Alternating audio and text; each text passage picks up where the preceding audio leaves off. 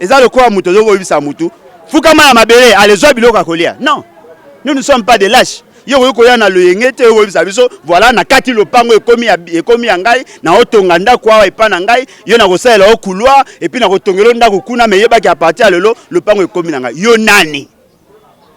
Tant ba papa na biso babundaki pour l'indépendance. To bundaki contre la Belgique. To longa bango. Siko elo oni to bunda elo oni ezozanga to bunda contre Rwanda. Rwanda za nani?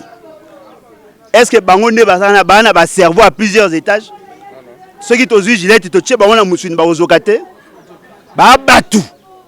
Et puis ba yeba ndeko na ngai ba yeba yango ndenge tozawa biso tozali manipulé par l'Occident. Biso to dépend na ba ambassade té. Celle le retour nango en commun biso tout ne to fandia eza mabele. Aussi mabele to bebana. Millions de morts et personne n'en parle. Même pas nos dirigeants. La communauté internationale, bino bosali rapport mapping. Bolobi na biso qu'il y a eu plus de 6 millions de morts. Personne n'a été sanctionné. Pensez-vous biso to ba même? To ba mpese. O ezake bo bomi insecticide to kufi lobi na tongo to se régénérer, de continuer. Nous disons non. Ce qui veut dire que pour vivre, pour survivre, nous sommes prêts à nous sacrifier. Esprit wana. Monsieur Félix Tshisekedi a protégé Bango. Vous avez imaginé Monsieur Félix Tshisekedi a posé une question par rapport à la situation à Congo. Que Kagame c'est un partenaire crédible. Monsieur, Kagame a tué plus de 6 millions de personnes. Il m'a dit que défi Bisso. Lumumba est mort pour ces pays. Mamadou Ndala est mort pour ces pays. Ils sont de notre génération. Tous en posa tous en abambakate mboka na chose ayeko na libulo. To ebisi Bango bozo maele. Totike ibino tame boye bayango ano ezali année à libération.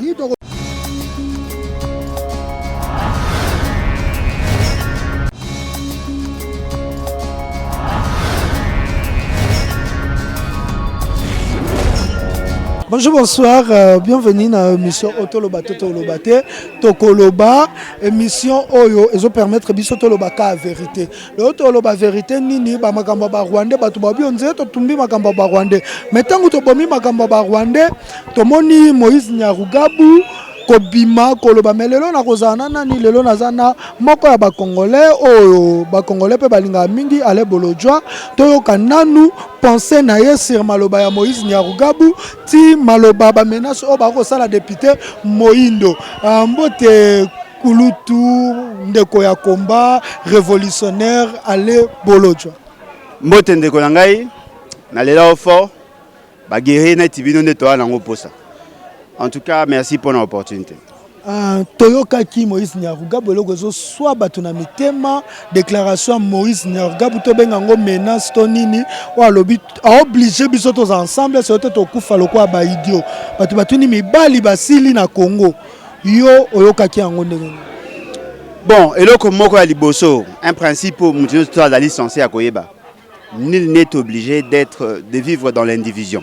Ba ko obligé biso de vivre na batu. Et là, quand M. Nyarugabu n'est pas l'un de nôtres. Parce que confusion est au Salama, justement parce que lui se considère congolais, a un gars mis sa droit au biso to pesa été. A na mabeye na biso a mupaya. Et en tant que mupaya, il a des droits limités. Et là, comme M. a insisté, ezali que M. Nyarugabu n'est pas sincère. Azali parmi les criminels, babuma, tout ce qui est un rapport mapping, au coup tawa et responsabilité. Et le Kouamine ezali que ce qu'il a prononcé là, c'est une citation. Il n'a pas la culture, il y a qu'à respecter le droit d'auteur. La moindre chose de bonga ça la référence. Parce que phrase a développé wana, ezali phrase qui est komama qui est l'Obama qui par Martin Luther King. Martin Luther King, il n'a pas fait. Ce qui veut dire que c'est un fausseur. Mais là, biso tongi to ebisaye za boye. Moi liboso ta wana obunda mama minembwe. Banda beta masolo ba fulero ba bembe consort. Mais lelo a touché nation. Parce que monsieur Moindo azaki porte-parole. Muto biso to tinda ki alobela biso. Biso ne to banda ikanda. To tinda ki alobela biso. Mais il s'est permis ya koya ko menacer et puis ko menacer na mboka na biso. Aye ba yango banda lelo afungoli front. S'il n'est pas prudent, il va le regretter. Et là, quand il bosso, passe, soni. Comment voulez-vous un député dans l'exercice, il y a une fonction, au sein d'une institution où ils allaient supposer à cause de la temple de la démocratie. À ça, les prestations au regard, il y a la disposition, il y a la constitution, il y a les lois de la République et surtout les règlements intérieurs. Après avoir il a été menacé. Et ce qui est surprenant, l'institution Parlement n'a pas réagi. Trouvez-vous normal que Moutou avec Kosala Moussala n'a un cadre et un règlement intérieur a la menacer et au finish, l'institution est censée protéger Balobi, ça a été déclaration morote. Mais il y a une aberration. Pendant que lui est menacé, soi-disant député, représentant kabilocratiquement élu, qui a la courbette devant leur autorité morale. Mais Roubert n'a pas acquis dans 4 Batouana. Non, mais Roubert, c'est un Rwandais. Aussi, c'est un Rwandais. Bazali Bato, Bazouaka, nationalité par des arrangements politiques. Ce qui veut dire que Bango a un deal. Na Kabila a un deal. Na soi-disant député bazaki kabilocratiquement élu, Kabila a un deal. Na Félix Tshisekedi. Ce qui veut dire que Bissona Bango toi na eloko moko en commun. Parce que Bango ko servir 2 maîtres à la fois. Soit on sert le peuple ou soit on sert Kabila.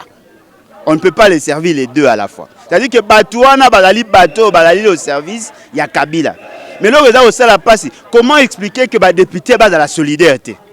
Tout le monde a qui a Jean-Jacques Mamba. On avait senti au moins il y avait une solidarité.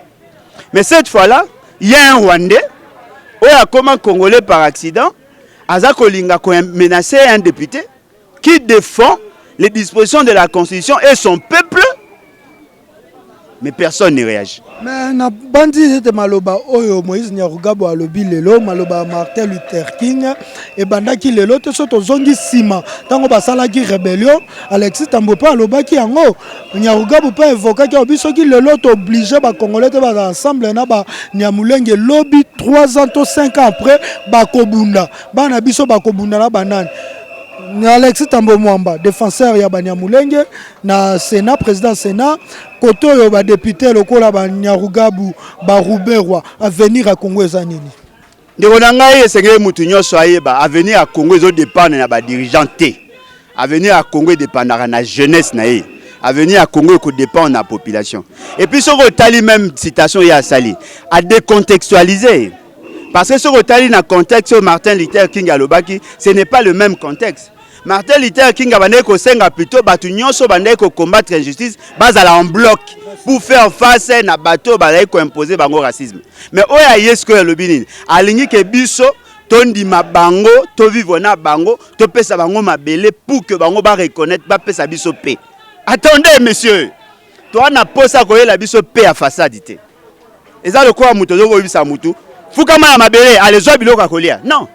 Nous ne sommes pas des lâches. Yo koya na loyengete yo bisa biso voilà na kati lopango ekomi ngai na otonga ndako wa epa na ngai yo na kosala o couloir et puis na kotongelo ndako kuna me yeba ki a partir lelo lopango ekomi na ngai. Yo nani? Tant ba papa na biso ba bundaki pour l'indépendance. To bundaki contre la Belgique. To longa bango.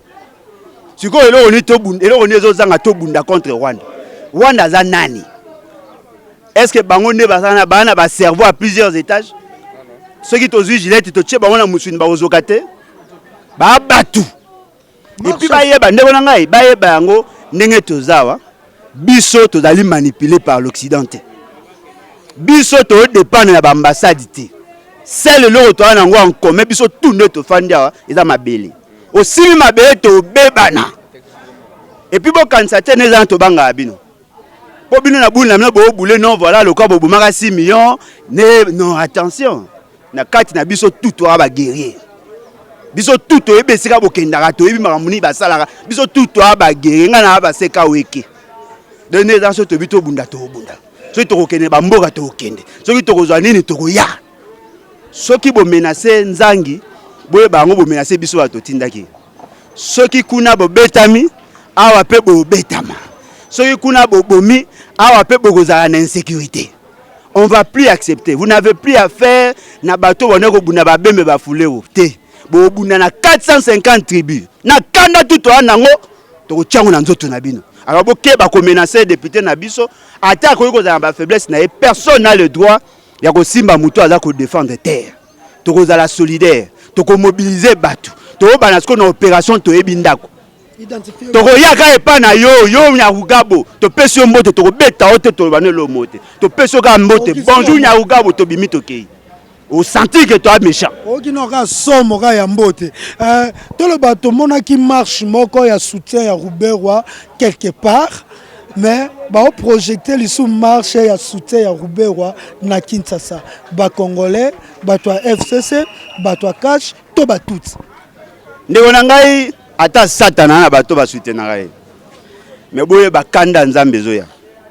Moni politique dans ça liboso za ba politique mususu. Siko eza politique ya destin. Toi, na posa tout se déterminer comme peuple souverain. Ce qu'on continue à place tozali, na banda ko belé fanda me fayana na ba étranger. To déranger ba bangote. Toza seul peuple tondima ba tu nyonso ba ba fande pa na biso. Tango biso to luka misala ba chinois ba o créer misala ba o lia. To déranger ba bangote. Tango biso to o souffrir to zanga biloka ko lia communauté internationale ba to bazalia ba se retrouvaka. Ba pimela la biso misala ba pesa ba étranger. Ba pesa bango ba salaire a bientôt supportaka. To zora misala pas ba étranger ba finga biso ba beta biso to supportaka. Parce que to za ki na ba lobelité. Les lobiso mo to zui charge. Bokeba. Et puis loko musu na ina lo babwe. Bande na biso baza ndo ya pays. Bo sala ndenge ba sala. Bokende partout na gouvernement nyoso dans tous les états. Boyebisa na batu ke biso ne to a victime.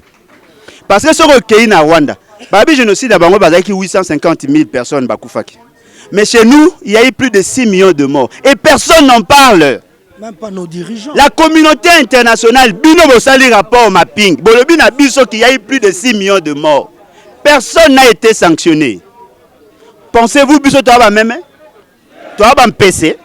Oh, les qui bomber insecticide, to kufi lobi na tongo se régénérer, de continuer. Nous disons non. Ce qui veut dire que pour vivre, pour survivre, nous sommes prêts à nous sacrifier. Et loko y a lobby, Nyarugabo, beau prendre en au sérieux. Parce que Bango va vivre à Boy. Ce qu'il a dit, et outi na mouté manaye outi na moutou. Ils ont et bazan un souci, il y a kolinga ko neutraliser biso. Biso peut s'organiser. Au moins les bandeko ba conscience ba congolais ba âme perdue. O ba kenda ko soutenir ba rwandais. C'est justement parce qu'ils sont inconscients. Bateau va vivre pour manger. C'est-à-dire bateau va koka ko bomba nzala te. Ta bande ko na biso nde tozala we. On a des difficultés. Est-ce que ton demi te trahir pays? Yo va payer sur $20 au soutenir Rouberwa. Mais Rouberwa ko boma 6 millions de personnes. Pour le yo au les $20. Bon ce $20 ici le sani. Et à passer à mort. Ba am perdu.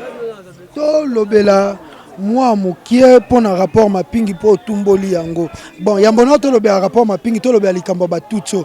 Vincent Karega a menacé ba congolais. A menacé docteur Mukwege oyo lobika makambo génocide a menacé. Moïse Nyarugabo a menacé, Kagaba a menacé, babomba ni wapi. Tango biso ba congolais to tala to ko lobe ete babomba ni wapi pour ba menace wana continuer kabo. Ndeko na ngai na système à courant.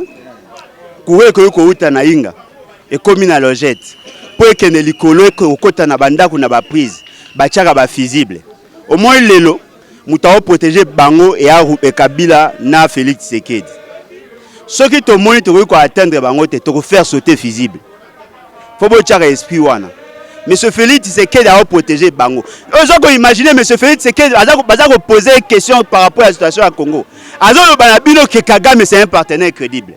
Monsieur, Kagame a tué plus de 6 millions de personnes. Pour la famille, on a coupé au monde normal. Ce qui veut dire que Moutounion, se constitue un obstacle. Oignon, c'est que notre population a vivre mieux être traitée. Yeba yango toko faire sauter yo. Et puis monsieur Félix, c'est qu'il a se préparé. La révolution, c'est pour bientôt. Ce qui veut s'amender, tu as l'opération comme on a ramassé. Mais tu as les policiers pour les policiers pas congolais. Policiers à congolais. Azuna le message est créer des clics. Pour na katia bana biso basara ba marche, bana ba policiers pe bazalaka. Bana ba soda pe bazalaka. Bango pe basufa. D'ailleurs kutu bango ba batali boso faut ba bunda. Salaire à malonga. Ndeko na ngai soda asuka zora 87 000 francs. Na barème salarial 87 000 francs. Ceux qui ont dépensé à $1 par jour, à ça, combien de moins de $50, faut le rapport, tu vas comprendre 87 000. Effectivement, moins de 50 parce que $50, le à 100 000.